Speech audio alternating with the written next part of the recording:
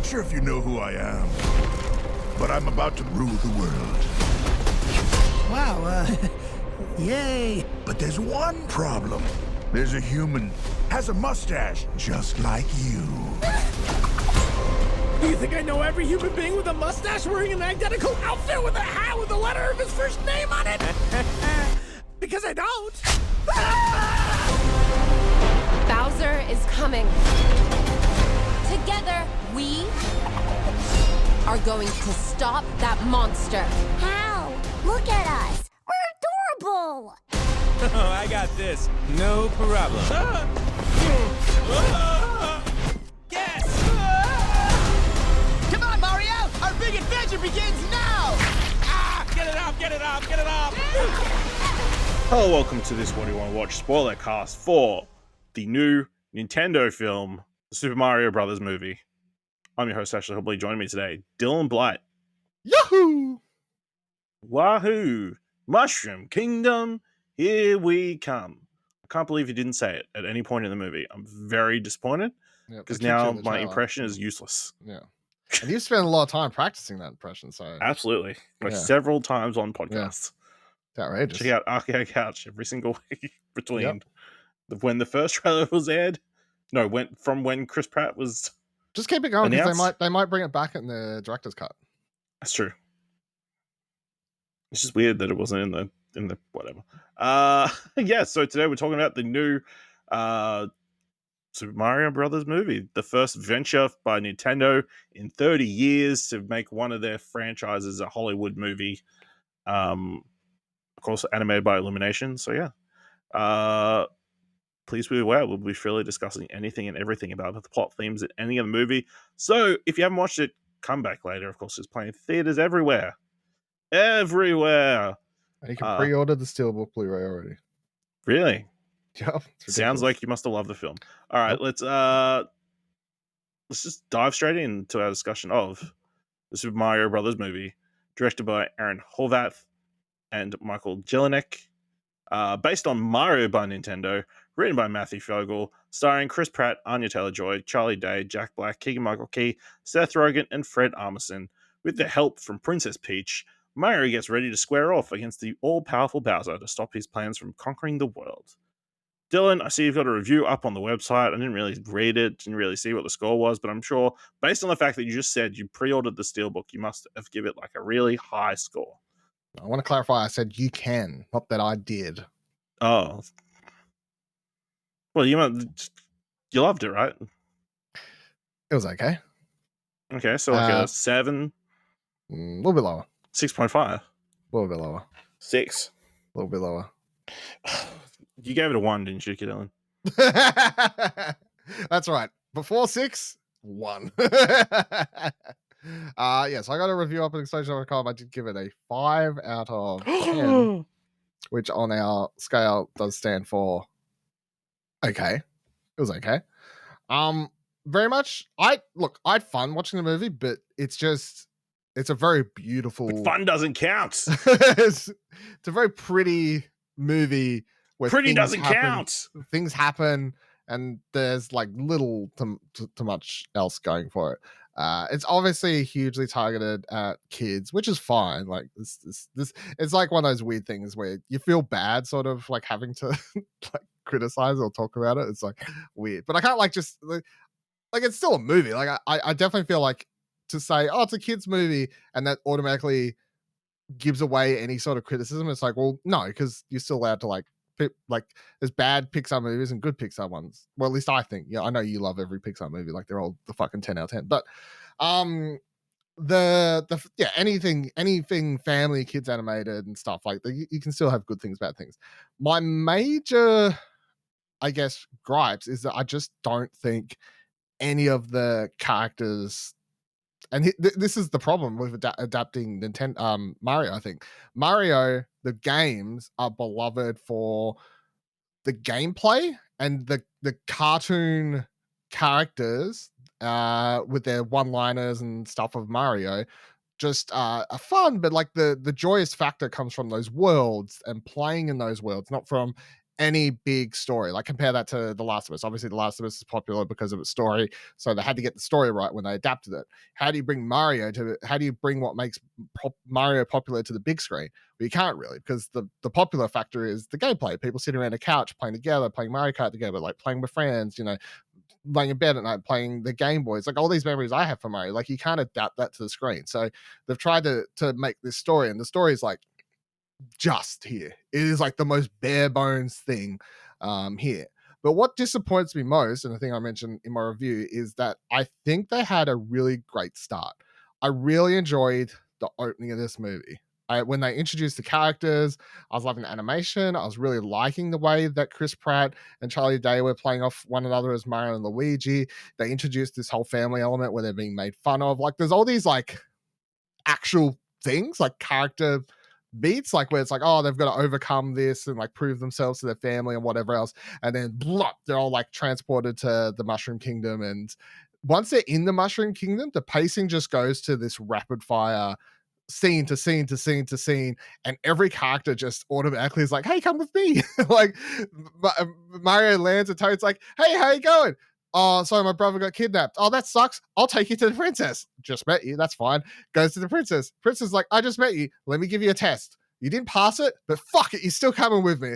Go to the thing. Then like it's just like introduce, cut to scene, cut to scene, cut to scene. I think the only time they slow down and have any sort of moment between these characters of wanting to make them anything more than just like cartoon children's playthings is there's the one campfire scene where Princess Peach discusses with Mario about being human and like where she came from and this sort of stuff, which was really cool. And I thought they would build upon that moment throughout the rest of the movie.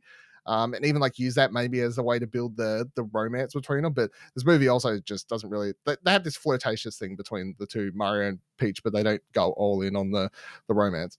The best character in the movie, the worst character is Donkey Kong, because it's just Seth Rogen doing a voice, and it's just whatever. It's literally just Seth Rogen. Here's my question, Dylan. Yeah. Why is it it's bad that he's not doing a voice? It's just because it's just Seth Rogen and it's just boring. Like, no, that's just good casting. How did they cast it? We want someone to play Donkey Kong who sounds like Seth Rogen. Yeah, that's fine. The best character in the movie is better than someone coming and do a Seth Rogen impression and that being Donkey Kong. The best character in the movie and the best actor in this movie is Jack Black. Literally. Because Jack Black feels like he's actually trying and cares about this movie. Well, I'll say this. No, Chris Pratt is fine. I feel like Chris Pratt, and the way I put it in my review is like Chris Pratt is just so unoffensive as Mario, but he's also just boring. Like there's nothing to him, which is like he's neither like, oh my god, he's so bad with this cringy accent that annoys you, but it's just nothing. And on the opposite end, the only character who's sort of seems like they've got something is Bowser, because Bowser actually has these scenes where he's at least talking about wanting to marry Peach, and you get the Jack Black is actually doing something of a voice, although he has to break out of it to do his singing. I get Jack Black singing a song in this. Oh, Peach. It was like such a Tenacious D like Jack Black thing. I was loving it. It was so good.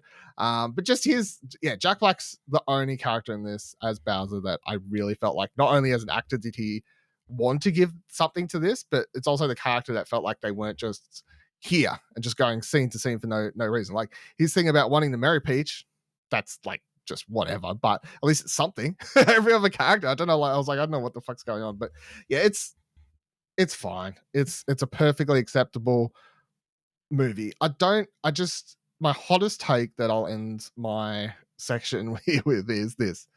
I wholeheartedly believe that Sonic the Hedgehog 2 is a better movie than this.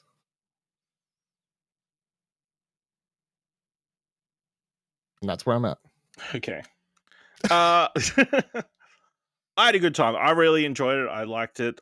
Sure, the story is kind of there. You know, it is a very much a basic, like, isekai story where a person from the real world goes into some fantastical fantasy world and gets drawn into some massive confrontation between two all-powerful forces. But I enjoyed it. You know, they had all these really fun set pieces, lots of crazy jokes. There's always something happening on screen to like keep your attention. I don't think there's any real lulls in the film, because there's always just something interesting or a reference, or like this is a very stimulating movie,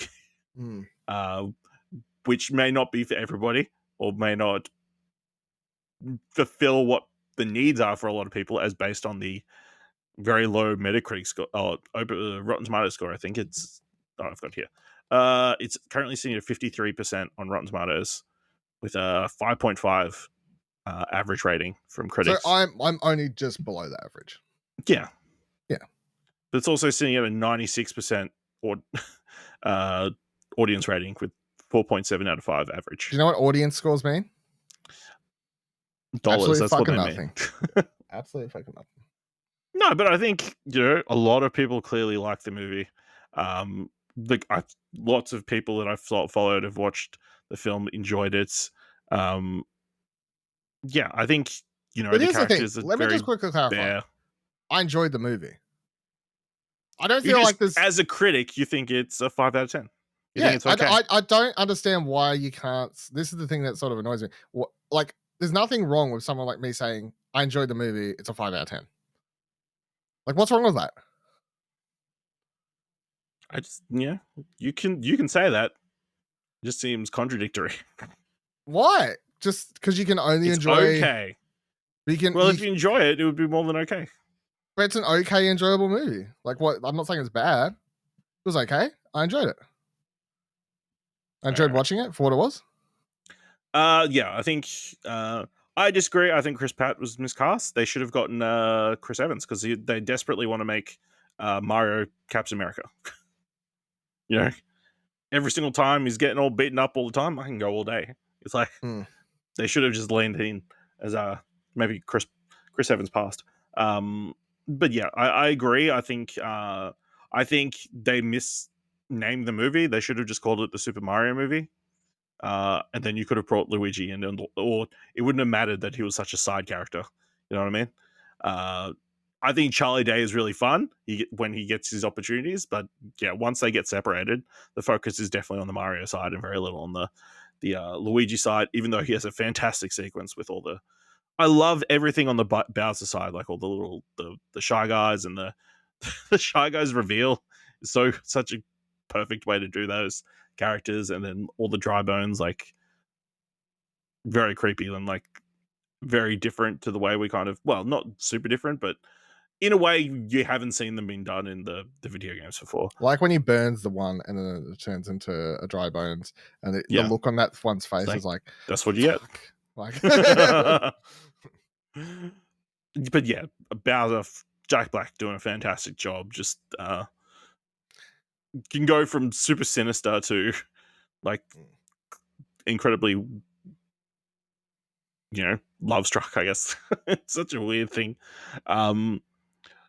Interesting. Obviously, they've made Peach like super independent, and not really. There's a certain amount of me that says, did they really need Mario in this movie at all? I'm pretty sure Peach could have just beaten Bowser. If anything, it was a bit of a hindrance. Like, I didn't. I like the element of Bowser being like the jealous stalker. I was gonna say, he's jealous. So he's not even jealous boyfriend. It's literally, he's like, jealous stalker. Does he look like he liked the plumber? Does it look like she could be attracted to him? Yeah. So good. There's so many like silly jokes. My favorite being, I think someone gets like the fire power up at the end and throws it at the King Bomb. And then he's freaking out because he's ticking down. Yeah, he's lit. It's like, and he just resigns himself. But yeah, my favorite character, Lumily, the little star thing. That would be your favorite. Oh, so adorable.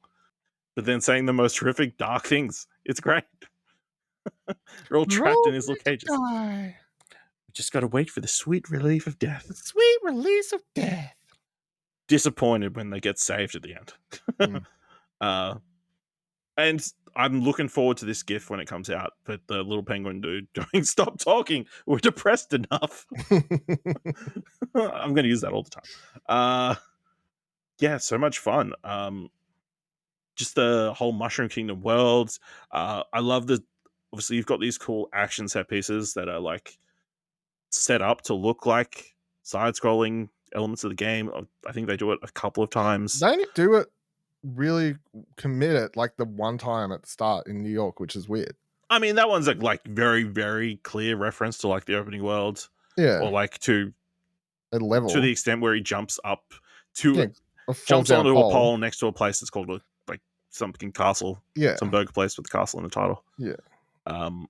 But like when he and DK are like running through the Mushroom Kingdom, that's just side scrolly and that kind of stuff. So, but yeah, loving all the platforms and all the weird pipes going all round and nowhere really important.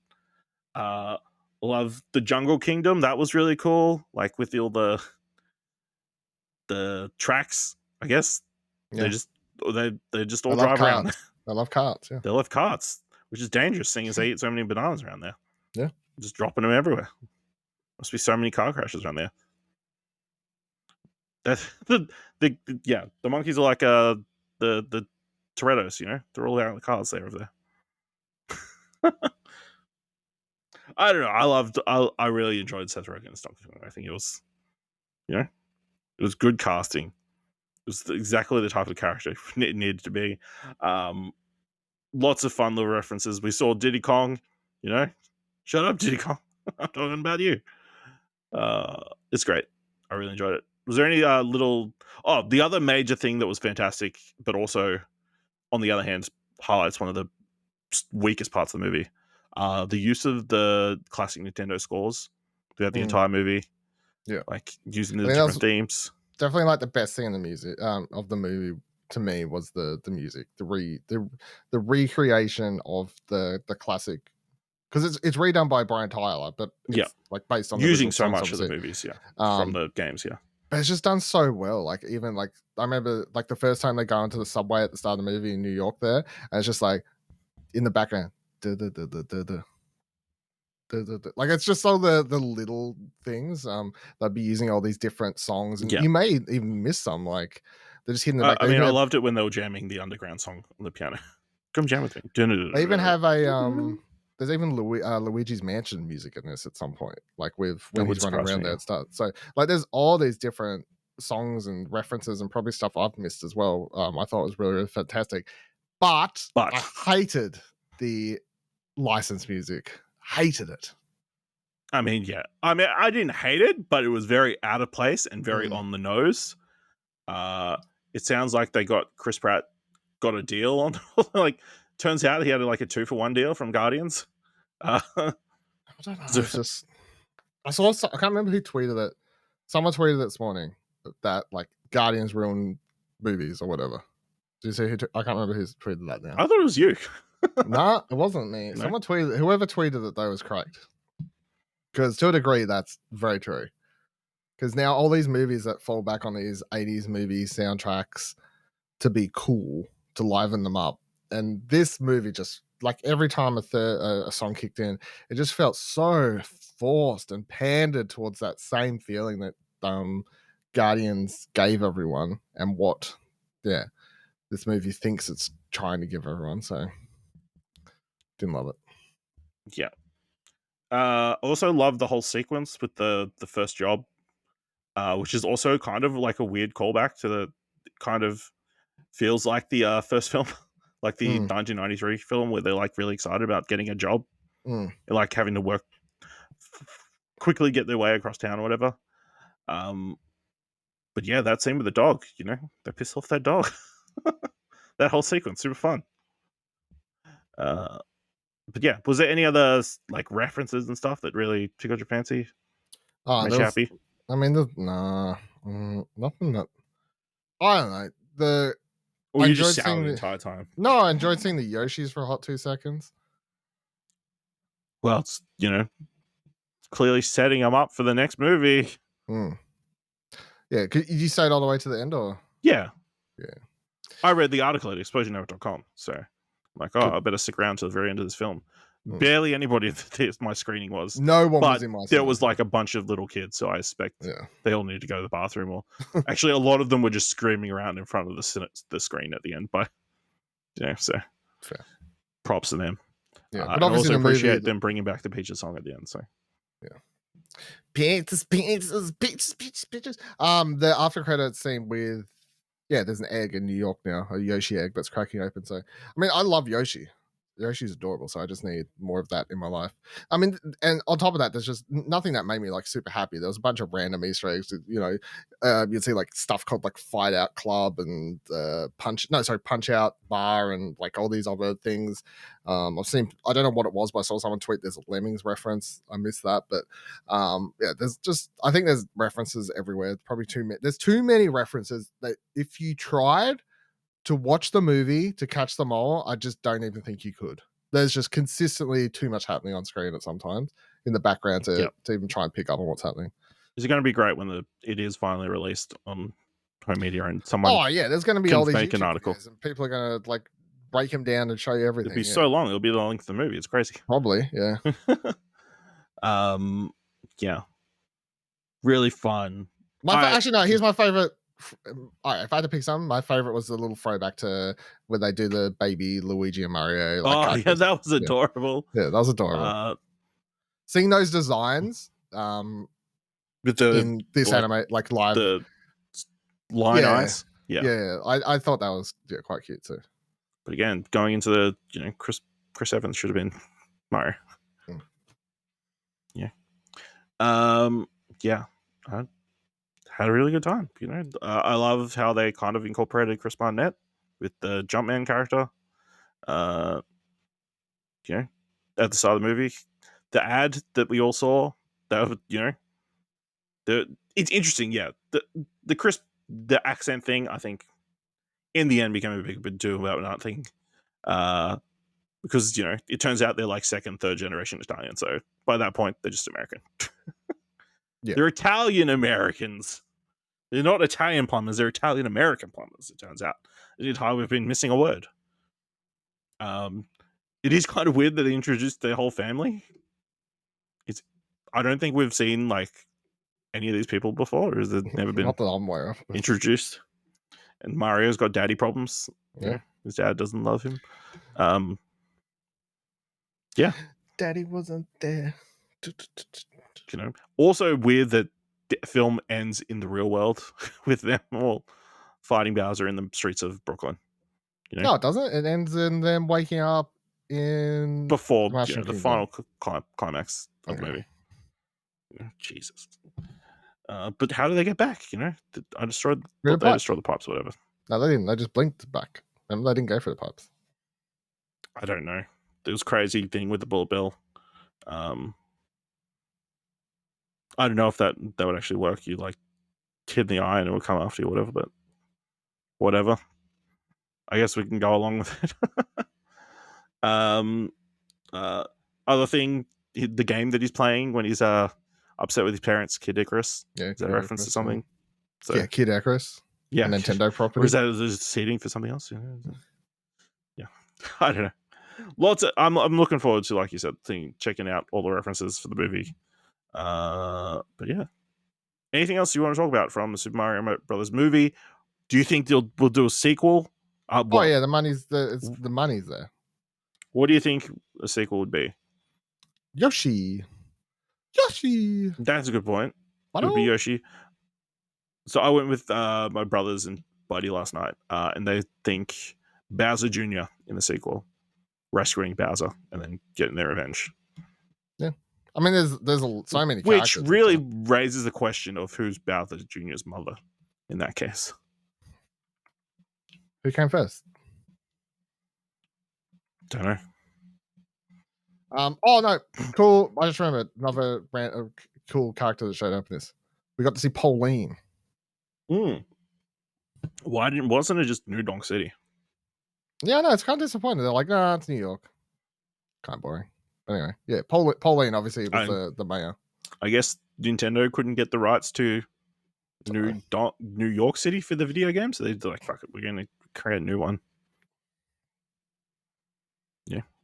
Also, all the short jokes, I guess, were very funny. Mario's just shorter than everybody. It's funny. Are we going to get a Peach origin story? How the hell did she get into the Mushroom Kingdom? I assume they'll just keep playing on that.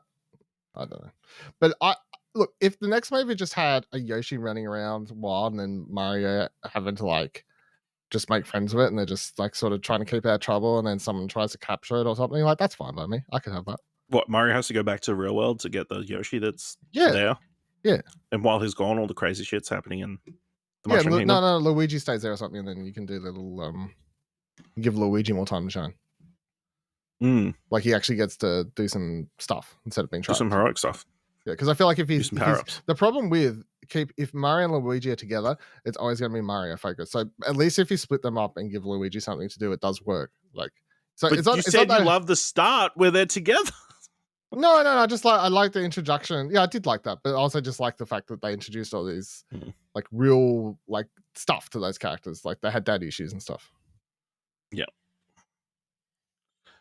All right, let us know what you thought of the Super Mario Brothers movie by going to explosion.com/Twitter or jump into Discord at explosion.com/Discord, or you can comment in the comments of Dylan's review. Tell him what he really thinks of what he said at explosion.com. If you want to help us out here or what do you want to watch, leave us a review. Apple Podcasts, Podchaser, leave us 5 stars. Anywhere we can leave 5 stars. Audience scores do matter in that case. And we'll just tell people about the show. And if you enjoyed this episode, thought it was worth $1, head on over to our coach page at explosionetwork.com/support. Thank you very much for listening. Until next time, Mushroom Kingdom, here we come.